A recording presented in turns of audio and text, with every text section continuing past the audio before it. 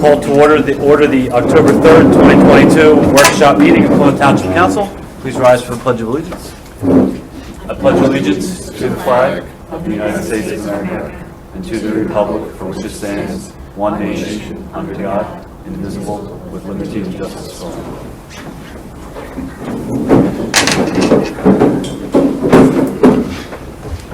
all. Karen Bramlett will be here, I think, a little bit late, but we'll get ahead and go started. We have our first item tonight is a presentation from PFM, Investment Policy, John Spagnola. Are you the John Spagnola? Yes. That's you. I apologize for that. Yeah, in person. Good evening, my rise is You may. I was going to use a projector, but the I think green- we can just, if you don't mind, I'll walk through your Green light is your microphone, so. Okay, I'm John Spagnola, Managing Director with PFM Asset Management. We've been working with the township for over 10 years in managing the pension assets, both for the employee plan and the police plan, along with the healthcare benefit plan for everybody, known as an OPEB trust. So our role as an investment advisor is within the confines of the investment policy statement. We are allowed to invest, not at the security level, but we pick mutual funds and ETFs and index funds to express our views on the market and invest accordingly. And we've been doing that fairly successfully. We're ahead of all of our benchmarks for all trailing periods.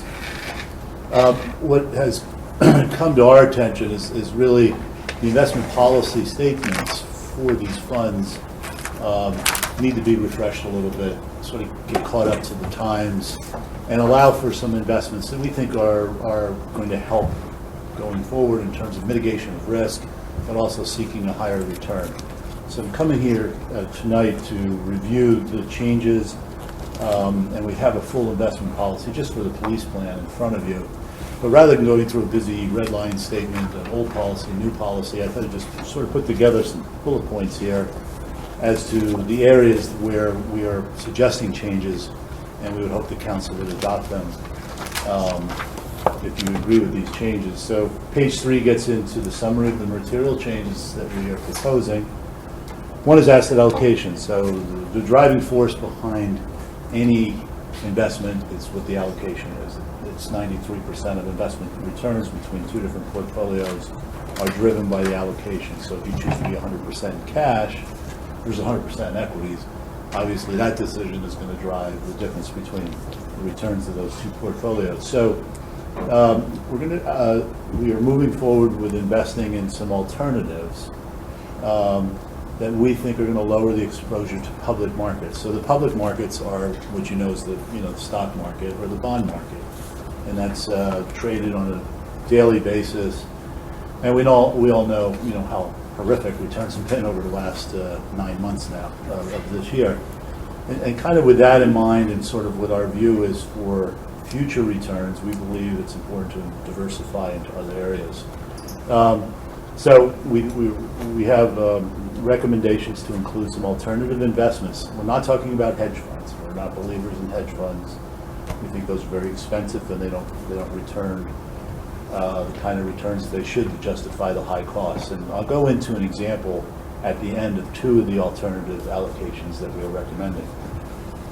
We added language in the investment guidelines to define the major asset categories.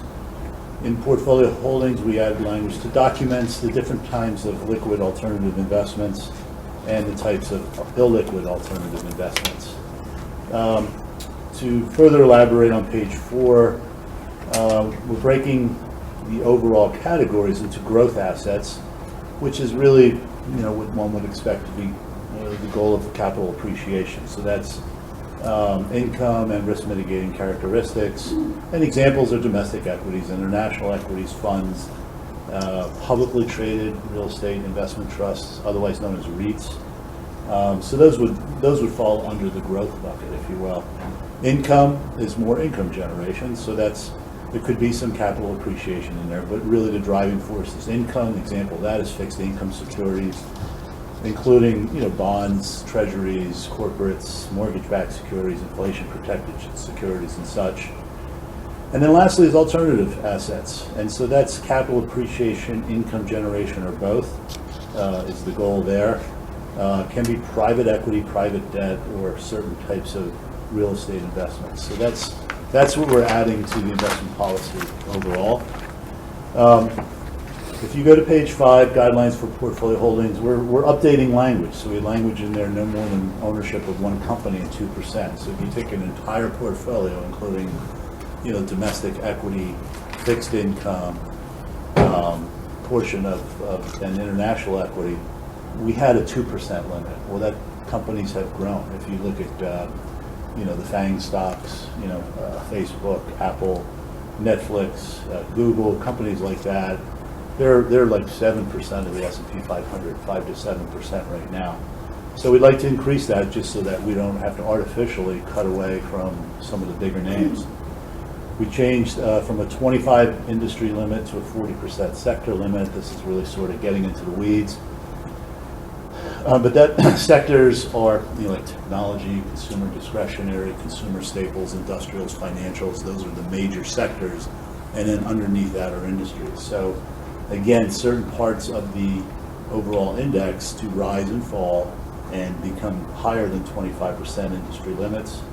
We had a 30% max on emerging markets. We took that away because the emerging markets still include China and India, and sometimes they're more than a 30% limit. So that was an artificial limit that we don't think should be in place.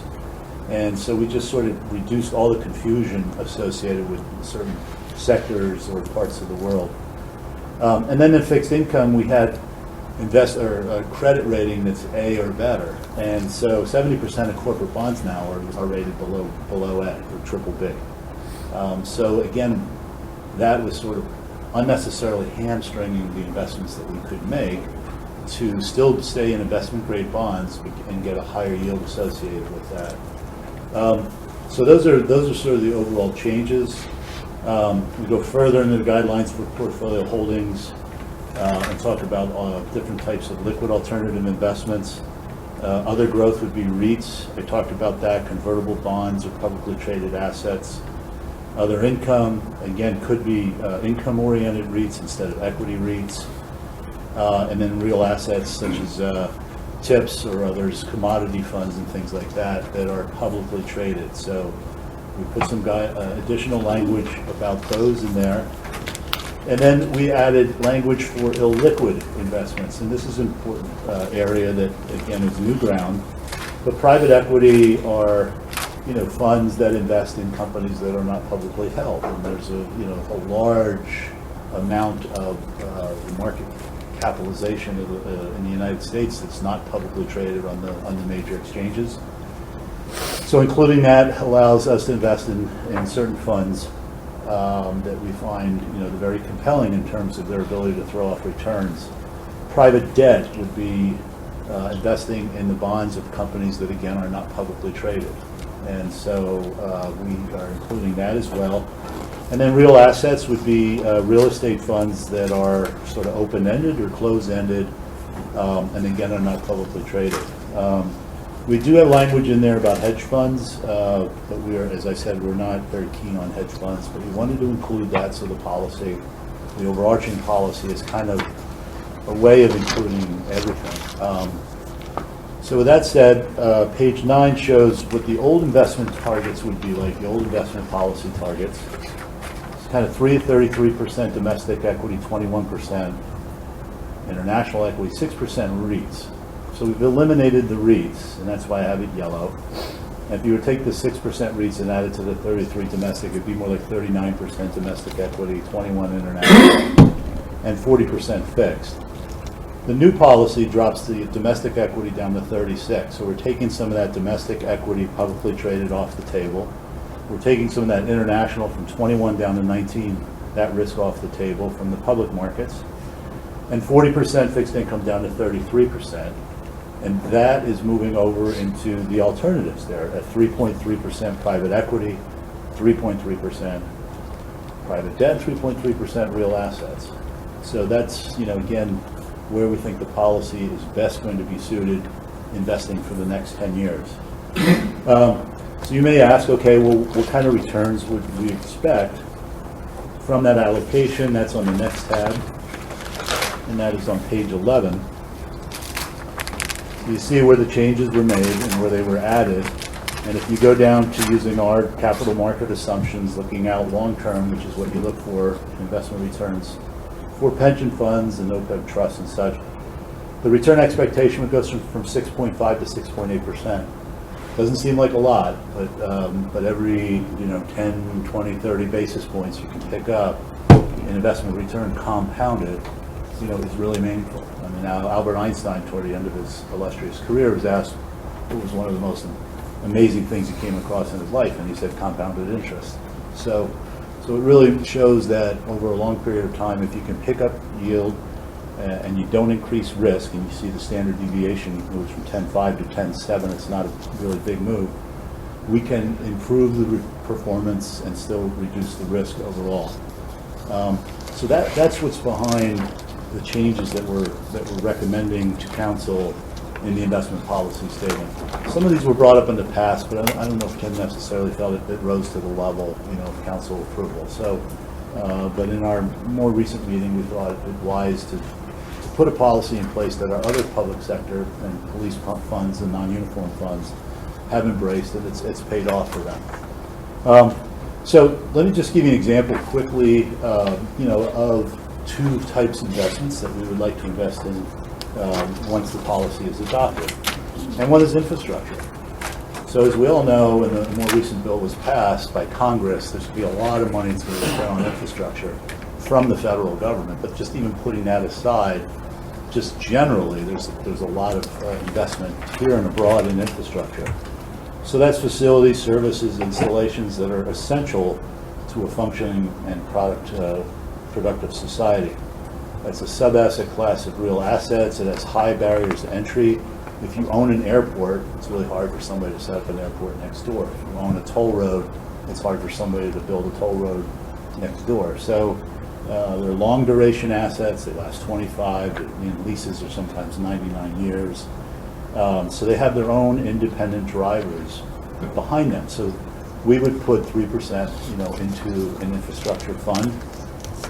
Page 17 goes into the types of investments: transportation, energy utilities, communication, social as well. So the fund we're using is Blackstone. It's a publicly traded company that's made a number of these investments over the years. They currently are running over $10 billion.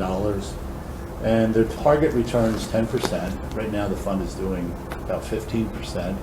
It also throws off a 4 to 5% yield because, all these infrastructure projects have fees associated with them. So you're paying a toll, you're paying to go through over a bridge, you're paying for airport usage, airlines pay for that and that kind of thing. So they're somewhat dependent upon the economy, but not totally. So unlike the stock market, it has a lot of volatility to it. Infrastructure funds tend to just sort of grow year by year by year. So that's one example that we would invest in. And then I'll give you one more example, and I'll be happy to answer any questions after that. The second fund is a private debt fund. And this is investing when Dodd-Frank was adopted, along with Sarbanes-Oxley and another, bunch of other, kind of laws that were put in place post the global financial crisis. Banks had to steer away from doing some of the stuff they had done before. They had to raise higher capital levels, and they could not provide loans in certain areas. And one of the areas is private debt, loaning money to private companies. So that whole industry sort of took off. Whenever there's a vacuum in financial markets, somebody steps in institutionally to take advantage of that. So private debt is senior and junior debt financing from institutional investors, insurance companies, but not from banks. They're pretty illiquid, not regularly traded, but they have low correlations to assets. They have equity-like returns with very low volatility, and you get a yield right away. So private debt, if you look at the capital stack of a company on page 21 here, you're lending at the very senior level. So it's It's senior debt, first lien debt, very top of what we call the capital stack. So if a company goes bankrupt, they pay off from the senior all the way down to equities or last. So it's very top of the capital stack. It's not without risk, but it is in terms of, being a secured creditor and such, you're at the top of the line. So it's about 97% first lien debt, about 3% second lien, and nothing below that. And if you look at the IRRs and the company we are with on the next page, IRR is internal rate of return.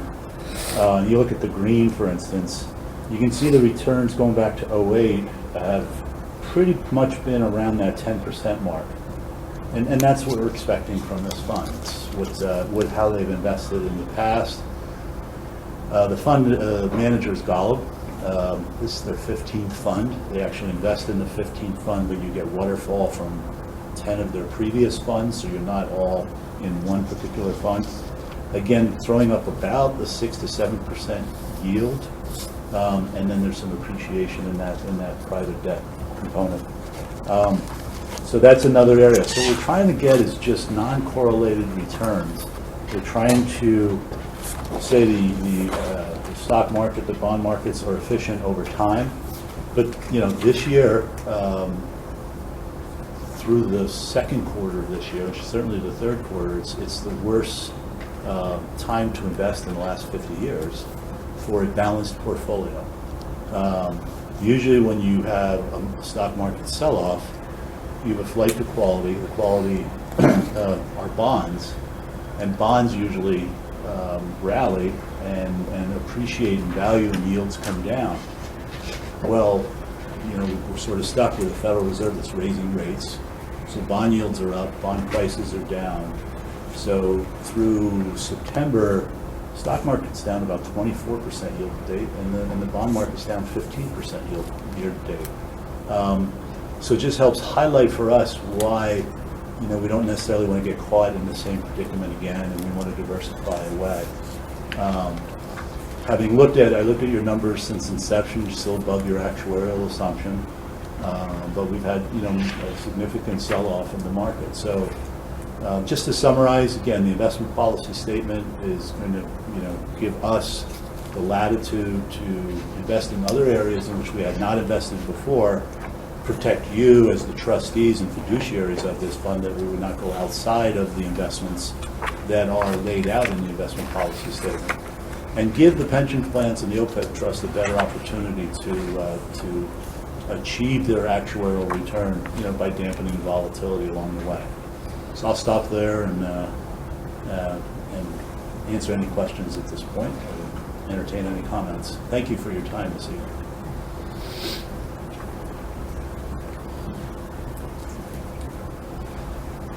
Sometimes it's hard to ask questions about stuff that you don't know a whole lot about. I just have a question about the infrastructure. I guess a lot of those things are things that do, whether it's tolls or bridges. I'm just curious how investments in infrastructure really pay off. It seems like there would be a cap on what, as opposed to like a private business or something. Well, for instance, they one of the investments is in the ports and the shipping, so that's all the equipment and the companies that take the loads off of ships. The rates are constantly ratcheted up. We've seen what can happen when things get bottled up and the supply chains get held up and such. So, again, they're not going to double shipping rates overnight, but they're going to add something to that, every year. I think turnpikes are sort of very. We've never seen tolls go down in a turnpike, or bridge for that matter. They're even get into some of the investments are. Providing the cell towers and things like that around the country. One of the investments is they own, Blackstone owns the Italian, it's called Strada, the Italian turnpike system, which I've been on, and it's a kind of fun road ride, but because they're very wild drivers over there. But there's no way in the world you can put another, turnpike in Italy. And again, those rates continue to rise. Airports are part of their strategy. And there's some midstream pipelines and even things like that that are in their strategy as well. So it's a diversified portfolio. It's 75% U.S., 25% overseas, and it's not a home run. It's just sort of a, it's definitely a 10 to 12% kind of in return every year with a nice yield associated to it.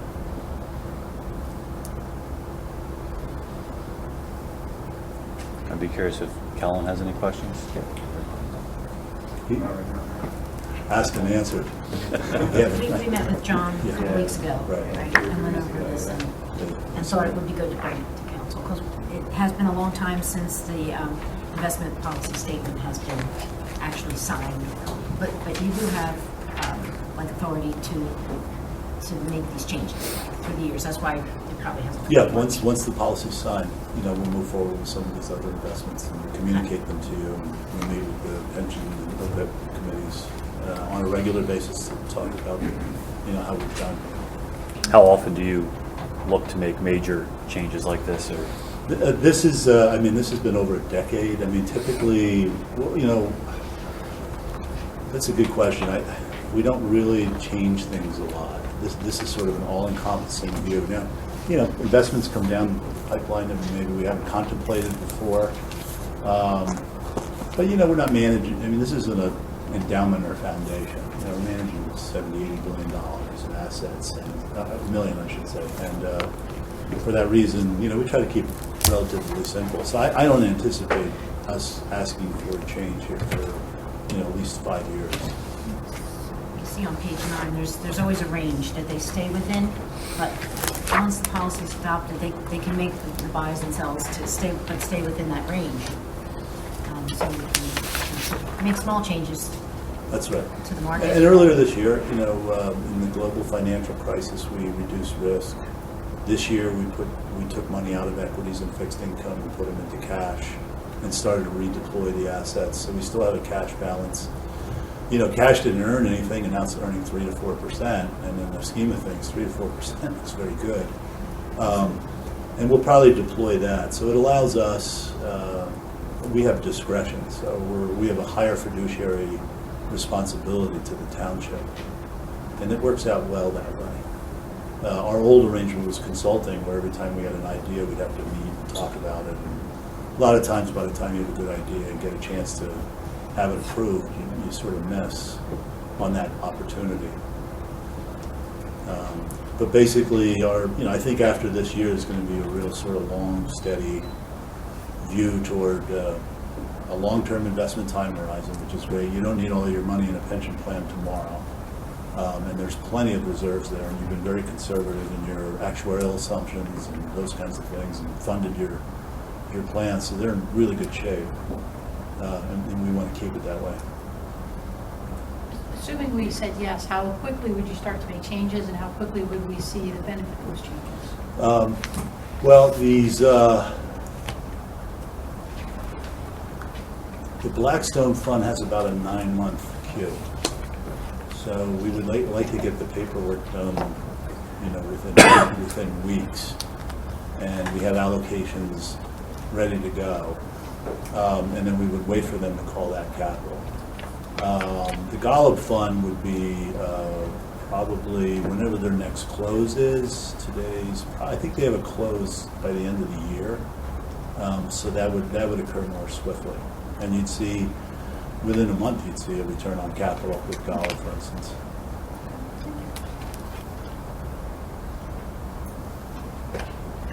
any other questions? No? All right, thank you for your time. Appreciate it. Thank you, Karen. Thank you.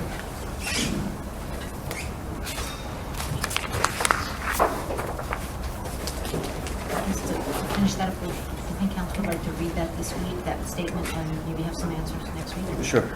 Is this something that we have to vote on, or is this something that's already authorized to change? No, I think this is just informational, so. No, I have this one. All right. Next, we have a hearing on the 11th on School Lane. Here, can you just mention how that process works now? Just 'cause we're- Yes, we're going to be doing this as a hearing. It's, as Karen mentioned, few meetings ago, as part of the widening this property owner that's going to be essentially losing some property to the county, and then they've asked them to essentially vacate a portion of Sterling, and that portion of the property is then going to go back to the property owner. Yes, so for that hearing next week, we'll have Matt Edmond from the county planning division of the county planning commission, but he'll be here to explain it exactly what's happening. The turnpike is also coming through the same piece of property, so the owner's going to be, he'll be losing some along Ridge Pike in the front, he'll be losing some along the back to the turnpike ramps, for the slip ramps to Narsa. So that's why they're hoping to give this piece in the middle to him. I think it pretty much makes him whole, or it helps both of them in their negotiations with him. They're trying to allow him enough land so he can set up his business again. He may have to build a new building, because his building, I think, is so close to the street there on Ridge Pike that it's going to have to be demolished. But and you know, they do the fair market value when they take his land and that kind of thing. But this will allow him to stay there on Ridge Pike at that location. It kind of keeps him whole in the square footage of his land. And I guess they take into account if they get to build a new building, but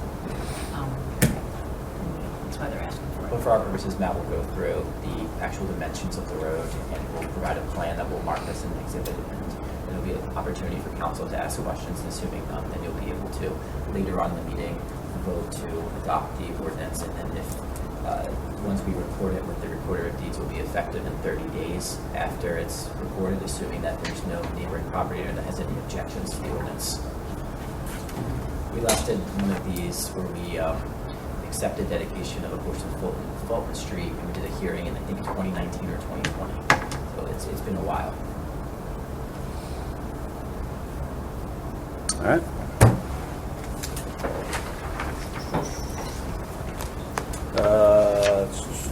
Budget meetings, just an announcement, right? Yes. I'll take those.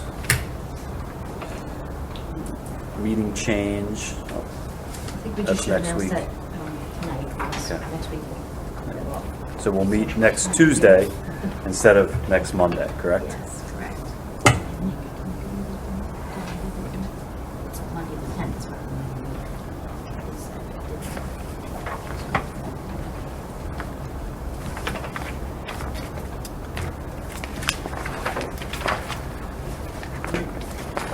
Pension fund allocation?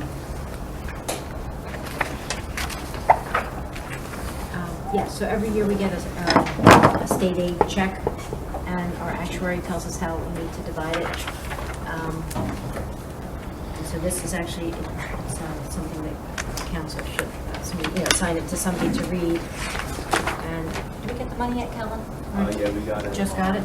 September 28th. Okay. Just got the money last week, so now we have to have it divided to the two pension plans. Send that money. Anybody want to read that one? Is that Kathy? It's a lot of money, Kathy. Read that carefully. I'm really excited. Hey, I got a big trip coming up. And then the minimum municipal obligation for 2023. Yes, that's what the pension administrator tells us we have to budget for next year's pension plans. So the amounts are on this list here. $1,182,193 for the police pension plan, and $790,870 to the employee plan. Then next year, there will be state aid that will go against that money, so the net next year won't be as high as $1.8 or $9 million, but that state aid for next year will come next year. They've estimated it to be $753,000. So really, the net next year to be paid to the pension plan, two plans, is $1.1 million,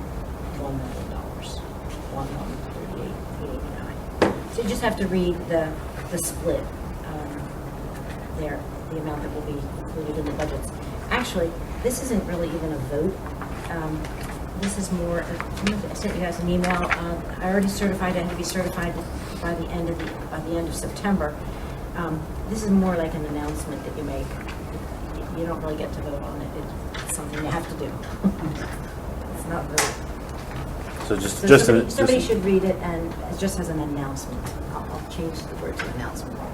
Kathy, do you want to double up on the pension? Keep it I'll take all that money, yep. consistent.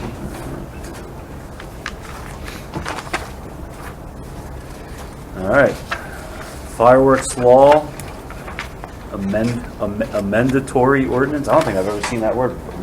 Amendatory? Is it legal? Legalese? Mm-hmm. All right. Not used all that frequently, but it's used correctly. All right. So this would be for first and final.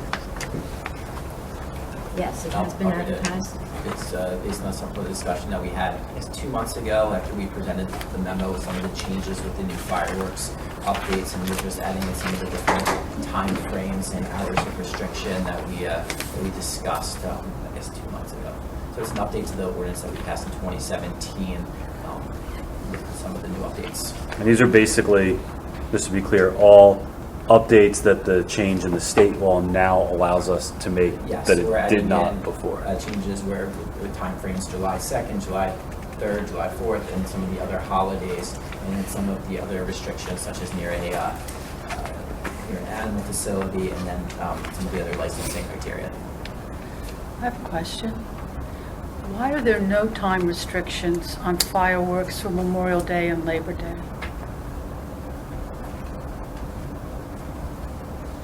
Last night. It's paragraph D2 under section 1455. It's on page 4, I think. I have the act, I will double check. Yes. I think it's because that's the way the law is written. So they can set off fireworks at 3 a.m.? That's in the state law? I think that's, I think we can double check before next week, but I think that's the way the state law was written.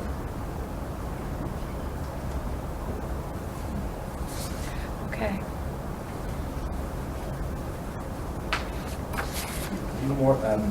Sorry. Except for other authority, no municipality shall regulate the use of consumer fireworks on the following days, and then item 2 is Memorial Day.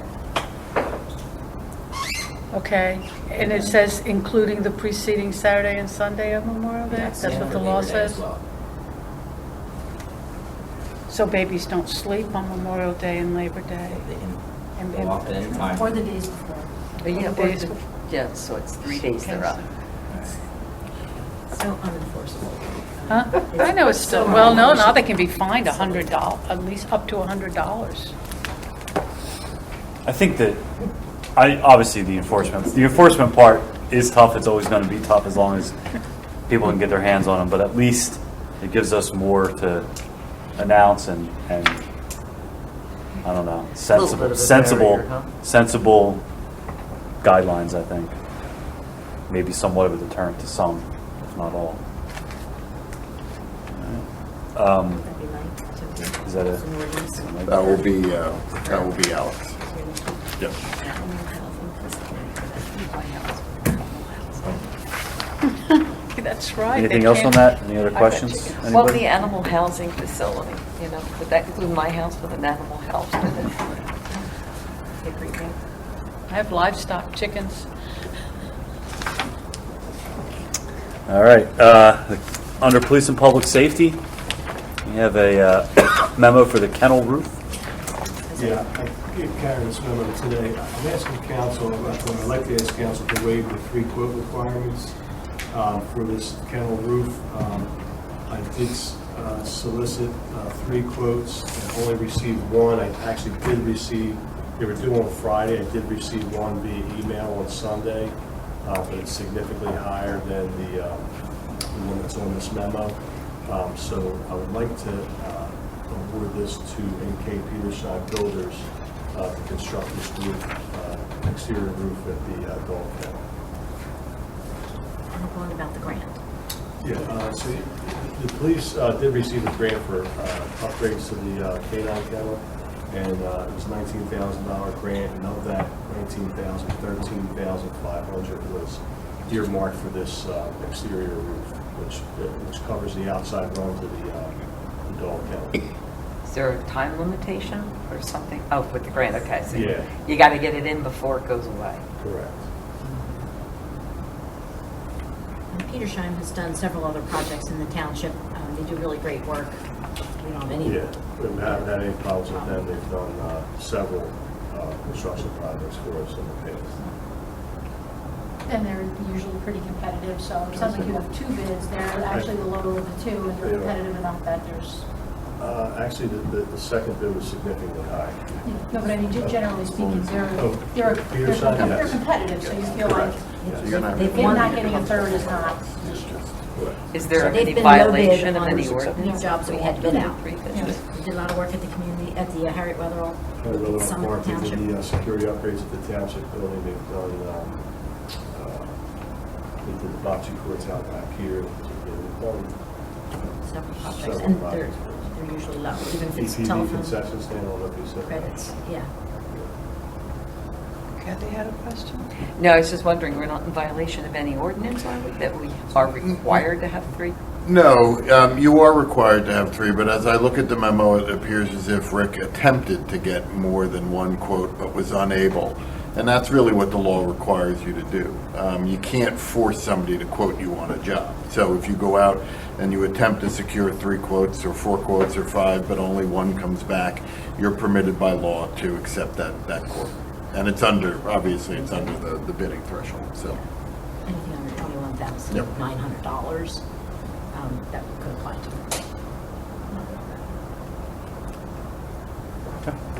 Any other questions? So that's, Are you okay with it? Do you think they could vote, or can they just get that consensus tonight, or is that a vote next week? No, that's a vote next week. Vote They next have to award that contract. any takers on that one? I'll take that one.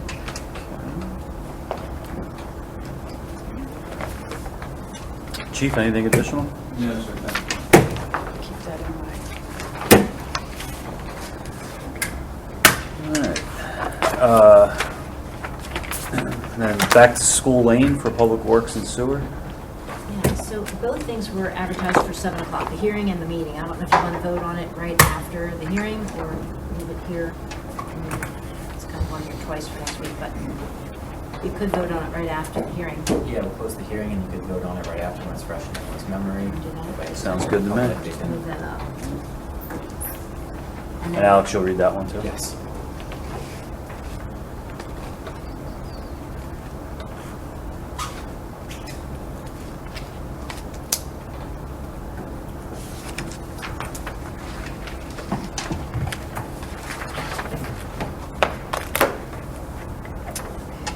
Anything else, Public Works?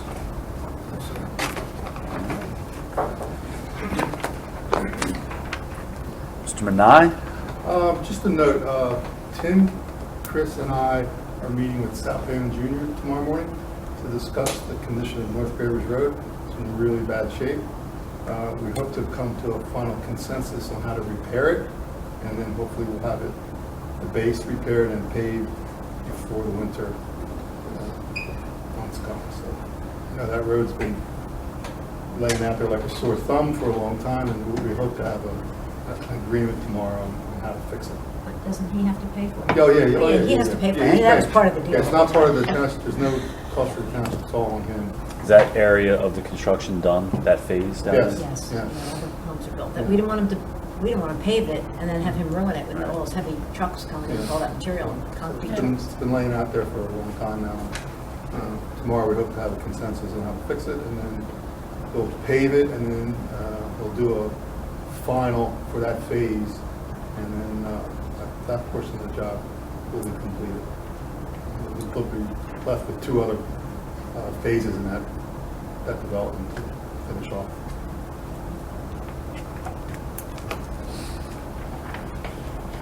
All right, let's see, we're going all the way down to Sandy Hill, Riverview. Is that Nick?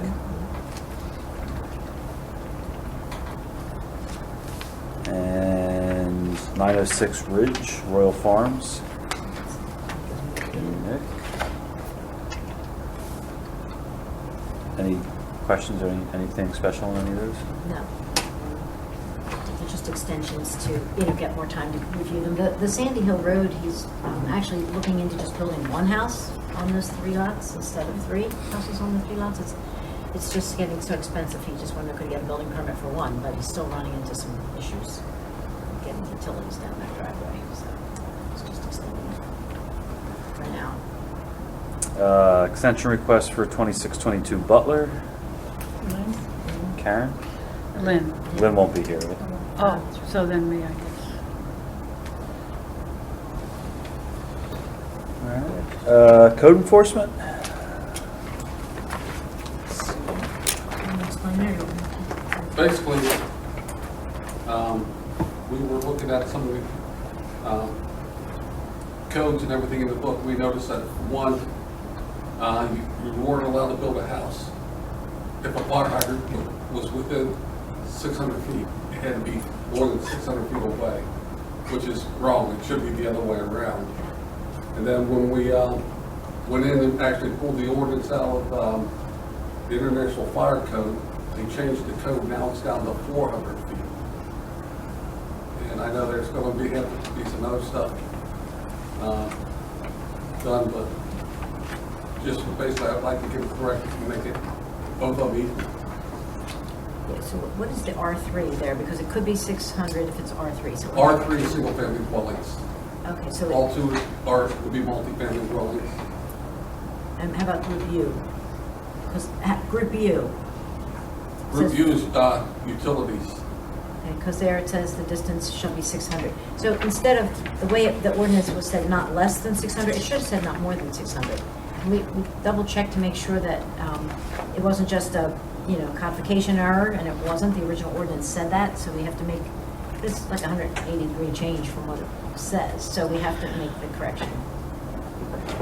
And will it be 600 or 400? It says 6, what you gave me for the exceptions. It's 4, but there are exceptions for group R3 and group U.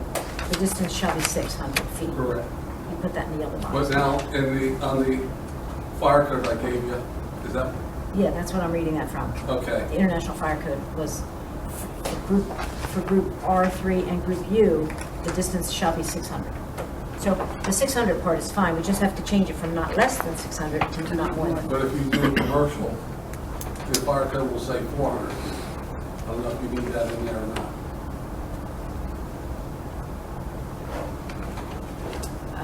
Probably would, because it doesn't talk about it here.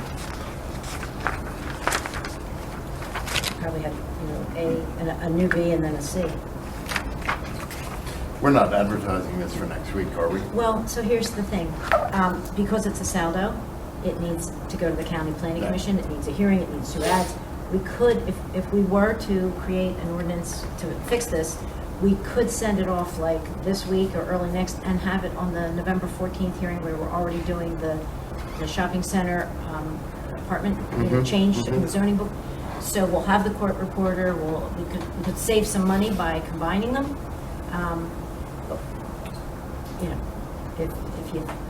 If you agree with the change, because it's really just a mistake, but it went through as a mistake and it needs to be fixed. We were kind of hoping we could do it because we could save some money by doing it together. So it's just really a correction? It's a correction. Yeah, I don't think it ever said not less than. I don't think it ever meant to say that. The ordinance was typed that way, but it doesn't make sense. No. Do we have to advertise that, Mike? Yeah. Yeah, this is. It's a direct opposite meaning. Right. But we could have those 2 hearings on the same night of the court reporter here. So you think it was adopted correctly, but then put down incorrectly? The actual ordinance has it written this way. No, okay. No, so we double checked that. That was my first thought, and I thought if the ordinance was actually right and this was just typed wrong, Right. I could just have the code company make the Correct. change. I could show them the But ordinance. this is and what say, was adopted. This is what was adopted. So then it has to be It has to have advertised, it and it's a as part of saldo the hearing. change. Yep. Is there anything existing that could be affected by this change? Like, Pardon me? is there anything already existing that could be impacted by this that would have to be brought up to code? Well, it may have come up, it probably came up with the 1508 Sandy Hill Road, where they were going to put the 3 houses on the, on the 3 existing building lots, the Cusimana tract, which is between Sandy Hill and Penn Road, and the only way to get there is through River Root Road, which nobody wants to use, come through, building a new house, or create an easement over a property at 1508 Sandy Hill, an easement to come in through there and then get back down into these lots. And one of the things that we told the developer was he needed to put a fire hydrant in.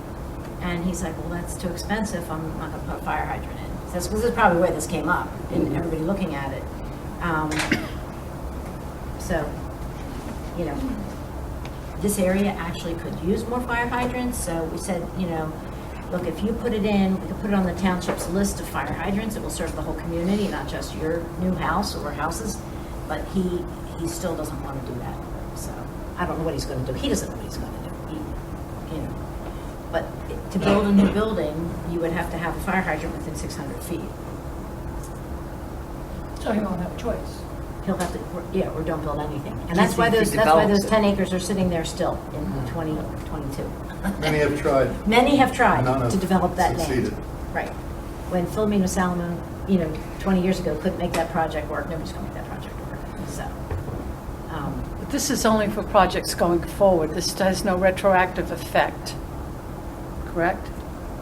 No, all of the plans that may have been approved that said approved based on the ordinance as it was written at the time, so we cannot retroactively change any plans. Okay. no, you couldn't go back. And the fire code was probably always this way, but for whatever reason, you know, back in like 1980, you can see the numbers up above, or 1990 is when the original ordinance went through. And it was just typed wrong, and it was adopted wrong, and it's been wrong. I think in common sense, we're like, you know, you can't say not less than 600 feet, you know. What would be this, just curious, what would be the cost of putting in a fire hydrant? I don't know, but there is a quarterly charge for the water that, you know, that Right. we said we It's would the pay. fire Depends hydrant. on how far you want to Yeah, run the pipe to put it in. That's a too. different, yeah. Lots The of way it is from free. the other ones. It's a lineal footage plus the cost of the fire hydrant. And you have to pay quarterly even if you're not using the water? Not even a drop. And we pay tens of thousands of dollars every year to have the fire hydrants just there. Both water companies. You'll get the budget book in a Good deal couple for the weeks and water you'll see companies. Wow. how much we pay for water. Lots and lots of money for hydrant fees, standby fees, without a drop. And we pray that we don't need a drop, right? That's true. We do pray we don't need the drop, but Yeah. you pay tens of thousands of dollars every year for fire hydrant fees. But just out of curiosity though, when you do use a hydrant, do you actually then pay for the water No, you because use? it's not metered. No, you don't. No. Huh? Except for if it's metered, like, yeah, the township building, the answer is yes. We have a meter on our side of it, so they, Do you really? yeah. Well, we have one on the property for like the street sweeper. Okay. You know, we have to fill that truck up with water every day, and the fire trucks come and use it to refill their tanks, and we pay for that water. Because there's, I mean, it's used. Well, you don't pay it at a quarterly fee in addition to actual usage, do you? No, I think we just pay for those, we pay the meter. That's a meter. It's That's the just same like the metered. building, Okay. you You know. pay the fire, the fire service, you pay for that, that's building up here. You have a 6-inch fire line, you pay for it. Oh, for the sprinklers? Oh, you pay for the sprinklers too. Yeah, that's different than the hydrants. And if they never go off, you're still paying for it. Yeah. All right. So November is when the earliest that we can do it? Well, we could do it, like I said, we could, do you think, is it an easy enough ordinance to craft? I don't think it'll be very difficult, but So the you just hearing gotta is. go to the PCs. Yeah, so the November hearing is on the 14th, so they need 30 days, so that'd be October 14th, we're on the 3rd. Oh, yeah. If we could have it this week, we could get it advertised. I'd like to give them more than 30 days exactly, but it really is just a correction. I'm sure it was never meant to say less than, but it's been that way for years. Alex can get it done. I have a lot of faith in him. I'll spare you the chapter. All right. That's great, thank you. Jim, anything else? That's it. Zoning, I haven't read zonings in a while. I'll take those. Do we have any on here that are of any concern? No, not really of concern. I will point out, though, that the Haven Hospital did file. They were here last month, so they're on here. The rest are kind of routine stuff. I have a question. We saw a continuance until November for Max Sports. Max Sports. So I have a question about the first one, Dominic Conacelli with the LED light that's changeable copy. But that doesn't mean, because I remember when you were talking about the fire company ones that went up, they actually have motion, flames and stuff. So this changeable copy is not movie-like, it's just that they can change. I can tell you, the fire companies is not zoning compliant. Is what? Not. I know, zoning that, which is what leads me to compliant. ask, what does changeable copy mean? Does it mean that they can have one with moving pictures like, you know what I mean, like, I do know what you mean. Changeable copy obviously is like what we have right up here on Walton Road. Yeah. And we could make it shimmer, flat, wave, But we don't. but we don't. Right. But we could. right? So we got a list of rules at the beginning, and Yeah. we're going to just follow. So this, what Conacelli is asking for is just to be able to change a static image.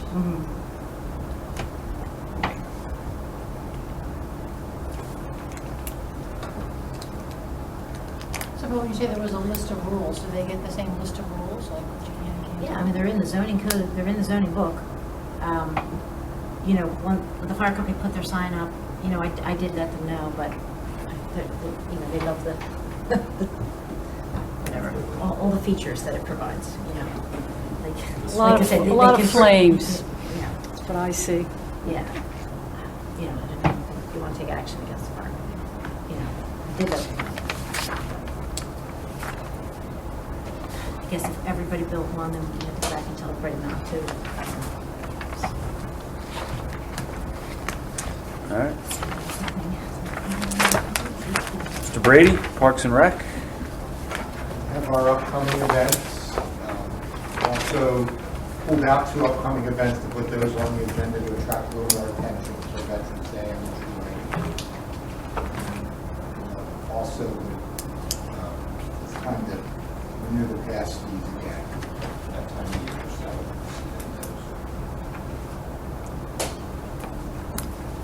All right, who would like to read the events? Any takers? I can do, oh, Nick, okay. To Nick. The announcements for Veterans Day, tree lighting. Karen, do you want to take those? I'll do those, sure, thank you. B and C. We've got about 40 veterans. It'd be nice to get a few more this year. Trying to get 50. Do you have a national anthem singer? If someone could be pro for us, we'd like that. I'll see what I can do. We're working on music. Okay. They end up with the iPad. But yeah, we could do that for us. Ask your music We department. did get, Talk to my people. we did get the Marines, when the township Marines are coming back to raise the flag, so. Okay. Oh, There's nice. 3 Marines that live in the township. They did it in 2019, they had some health issues, and it's coming back. Hopefully it's a nice warm day. I hope so. It's a little earlier this year, so maybe And not raining. we'll come in here if it rains. I just have one question I have to ask Sure, about the tree lighting. yes. It's been brought to my attention that the old tree's not looking too good. You know, Rick and I had this conversation last week, and Joanna. Am I by not good? First, I mean, thank- not good. Thank you for asking. We're already on. We're on it. When we went, we had a good, Rick and I had a good chat. And folks, you're lucky, because Rick is a big actual tree guy, because we had a proposal, and he's like, no, I can make this happen, so it'll look good. It was a tough summer for them. It was. It was a bad. Tough summer for a lot of That was things. a great one. It was our best tree yet. For the most part. Most of we did. So we'll just wait till it's dark and put the lights on. Nobody else. We put lights on our trees. It's a Charlie Brown tree. It's like- It'll look like, just let you know. You know how they have hair extensions for women? Do they have branch extensions for trees? I'll throw one of the bus. Councilman Higgins brought that to my attention. Former Councilman Higgins. Oh, he did? Some green paint. All right. Yeah, if I see you up there with this can of spray paint, we're gonna have to talk about that. just said that. Artificial trees. Yeah, they have a lot of those. So he didn't call his councilwoman, he called you, huh? Went right to the top. Always a good event, though. We have two items on here. They have the grant resolution. Yes. I'm going to be meeting with Rick and Tim Woodrow this week on this pond project. Do you want to explain what needs to be done there, just so everybody has a pretty So the pond was built back in 1971. We did modify it back in 2003, but it's having trouble holding all the storm water now with, I guess, developments and things. So we're looking to rework the outlet structure and the bank that is along the Plymouth Green office complex. So basically, we're meeting out there to get a plan to submit for specifications and drawings to do that work. Yeah, Tim can make a plan. We don't need the plan before we make the grant application, just that there'll be some engineering costs, then there'll be some construction costs. Something we have to do anyway. Last year or two, we 2 years ago, we had to get a pump because overflowed onto the office green from the office parking lot. So, and they built a berm once, but I guess we may, and a channel or swale, we may have to make yeah, it bigger, it was deeper. worked on back in 2003. We put a under drain in the swale on the Plymouth Green office complex side, but I mean it's 16,000 square feet. I mean, I don't know how many gallons of water in there, but if it ever breached that berm, it would flood out and leak one of the buildings. Something we have to do anyway. And maybe we get grant money for it. Plan So is- that needs to be read by somebody, Yes. right? Any takers? I can read it. Kathy?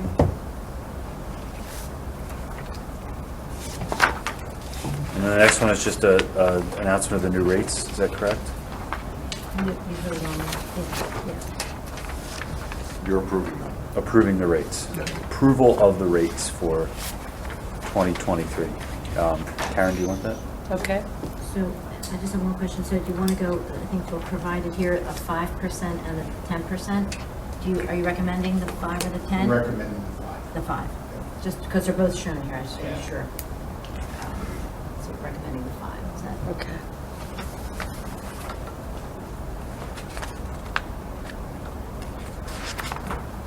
How often are the rates increased? No, every other year, but things have changed the last couple of years, so I think we did increase the last year too. So, yeah, no more than, we don't want them to go 5 years without getting raised. It's just easier, I think, to do it every other year. So hopefully next year we can have a raise. But like the pavilions, it was 3 years, so it's a shock if you need to go on it. Phil, just curious, how do things look now here in terms of like post-pandemic and compared to pre-pandemic? Well, it's funny you should say, I have a spreadsheet for that. And just briefly, just for September, the use of the building was twice of what it was last year. So from post-pandemic, we're going in the right direction. We're not at 2019 numbers yet. So we're significantly going in the right direction. It's just, it'll take a little bit of time with some things. I was surprised. September wasn't as high as I thought, but it was twice as much as last year. So, yeah, some months are remarkable. They really are. So, yeah, we're going in the right direction. Summer camp was great. Summer camp was great. Summer camp made good money. And we were down 2 rooms. So, yeah. All right. Yeah. I'm curious to see what the last quarter brings. Last year, everything kind of slowed down a little bit. There's a lot of bad news, but this year I'm hoping it's a little more positive. So we have some new things we want to try. We haven't done a lot of work yet, but we're getting there. Very good. Is the merged, like the gym, pool, the day pass, is that something people had asked for? You know, no, and I don't know how popular it's gonna be, but it is so cumbersome now when people call. We tracked it, we'll get up to 50 phone calls a day, and somebody will say, how much it is with the swim, how much is with the, and it's just two parts. We want to be able to give them one price. So that's why. I'm not saying it'll be that way again next year. That's the way it was at the beginning of GPCC, so we want to simplify it for everybody. That's a good question, thank you. Is that also something that you would promote? I mean, Yes. maybe people would be really excited about the prospect of using the pool and the gym in the same visit, so. It goes in cycles, because, you know, some people come in, we're just going to play basketball. Well, maybe we'll swim. So we should promote, yes. So it's like buying a pass, but only for a day, as opposed to investing in a month or a year. I mean, we offer a lot of this, you know, I think, but at the same time, we're very much higher than your traditional gym. So anything to attract people, get them in, try it out, see the other things they can benefit from. I hear that, I do, but it's important to remember it's not a gym, it's a No, I community know. center. And the facility that's closest to us, amenity-wise, would be the YMCA in Ambler, which is twice as much money as we charge. And I have a spreadsheet for that too. We looked at it, I heard that, I hear it. And I think it's a fair question, but if you look at what public facilities charge across the state and what private and commercial facilities charge in our area, we're right there. Well, actually less. I mean, if you went to the Y, it would be $800. Here it would be $400. So when people bring that up to you, we got to compare apples to apples. If we just were a gym, just a fitness center, then that would be the case. But you just have to really stress, like you're saying, this is all So we much get. more. And we can do a better job of that. Well, that's why I think like getting the day passes, that's a great intro. Yeah, it is. So, and there'll be some things we can do in the summer with the day passes for families that just want to swim. We've done that in the past.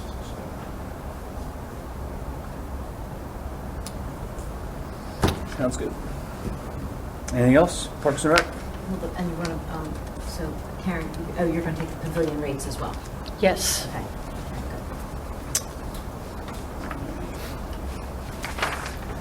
Miscellaneous old business, citizens board vacancies. Still the same. Yes. And anybody want to take that? I can do that. Nick?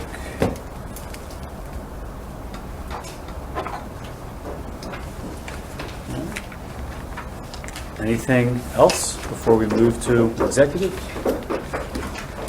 All right, we will adjourn.